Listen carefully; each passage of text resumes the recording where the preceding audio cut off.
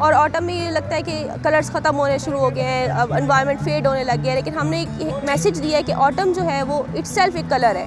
तो हमने रंगोली कॉम्पिटिशन्स करवाए हैं स्टूडेंट के, ताकि वो लोगों को ये मैसेज जा सके कि ऑटम जो है वो उसके अंदर इतने सारे कलर्स हैं जो कि हम आइडेंटिफाई कर सकते हैं, हमारे इर्द गिर्द हैं। ऑटम जो है वो बिल्कुल एक ऐसा हमारे पास सीज़न नहीं है जिसमें कलर्स जो हैं वो ख़त्म हो जाते हैं, बल्कि ऑटम एक ऐसा है जहाँ पे आप कलर्स ला सकते हैं। हम इस तरह की कॉम्पिटिशन्स और एक्टिविटीज़ इस वजह से करवाते हैं। इसमें हम लोगों ने कट फ्लावर और रंगोली की जो कॉम्पिटिशन्स हैं वो रखवाए हैं। ऑटम का फ्लावर है ये क्राइसेंथेमम, इस टाइम जो है वो हमारे पास मार्केट्स में यही आ रहा है।